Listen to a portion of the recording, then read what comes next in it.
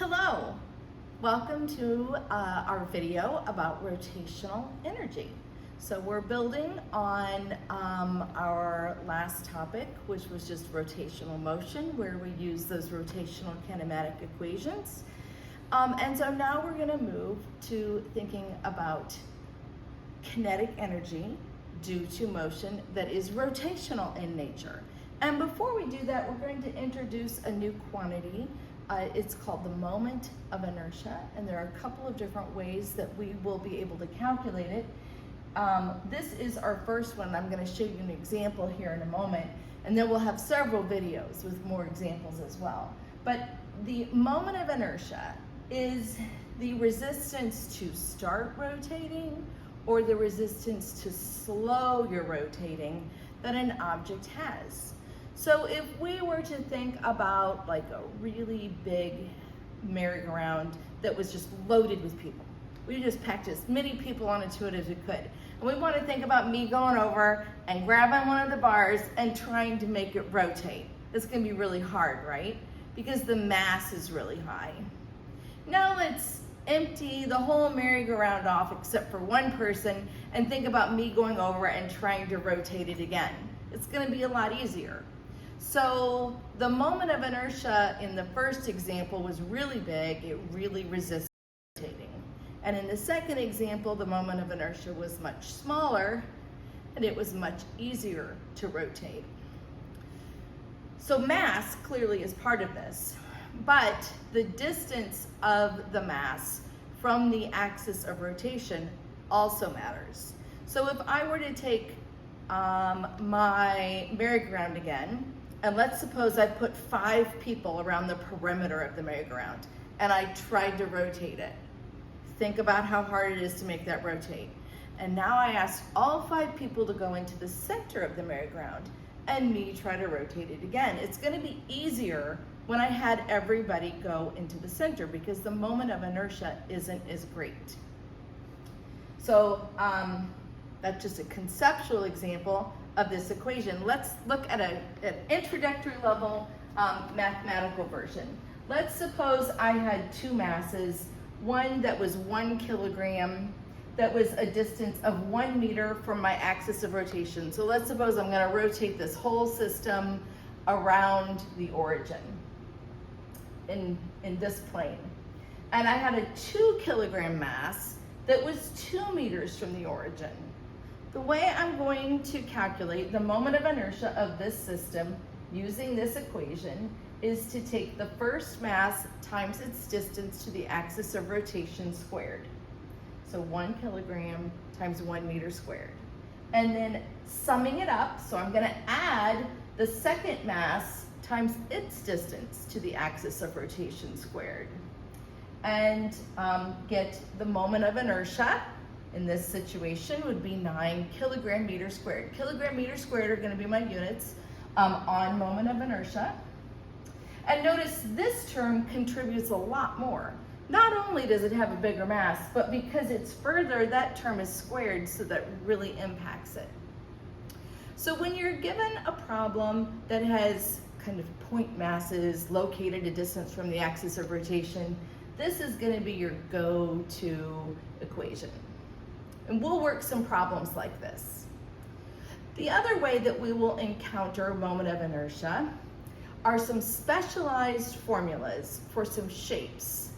Where these come from is actually using this formula and taking a shape like a disc or a hoop or a sphere and breaking it up into little bitty boxes, and for every little bitty box taking the mass times the distance to the axis of rotation of that little bitty box. So that's why it's nice that we have these formulas already calculated for us. There's a table in your notes that you definitely want to look at. I have 2 of them written here. I have the moment of inertia of a hoop is the mass of the hoop times the radius of the hoop squared. And for a disc, notice it's smaller. For a disc, 1/2 times m, the mass of the hoop, times r squared. Keep the camera right there. I actually have a hoop and a disc right here. If we put these on a balance in the physics lab, we'll see that these have the exact same mass. So I have my hoop and my disc. They have the same mass. This one has a bigger moment of inertia. Why is that? Think about that conceptually. Why would this one have a bigger moment of inertia? It's because the mass is all on the perimeter. Just like my example of a merry-go-round with 5 people on the outside versus on the inside. When you put the mass on the perimeter, it's going to have a bigger moment of inertia. All right, so let's go back to, we're gonna move along thinking about energy. We had to define moment of inertia first. Kinetic energy due to rotation is 1/2 moment of inertia times omega squared, where this is our angular speed squared. That is kinetic energy due to rotation. And we can apply this kinetic energy to the work kinetic energy theorem. So recall the work kinetic energy theorem said this part. The net work is the change in kinetic energy. And if we're talking about rotational kinetic energy, it's going to be the final rotational kinetic energy minus the initial rotational kinetic energy. So we're going to solve problems involving things that are rotating, where rotating would mean stationary rotation like this, where the axis isn't moving, or it could be rotation like this, where the axis isn't moving. And then we're going to work more challenging problems where something is rolling. Now, when something is rolling, it's doing 2 different motions. It's doing a rotation like this, but it's also moving forward like that when something rolls. So it has both rotation and translation. So now what I'm going to do is step you through what I think most people find to be one of the more challenging conceptual questions or conceptual ideas in this chapter. So let's step over here to a diagram.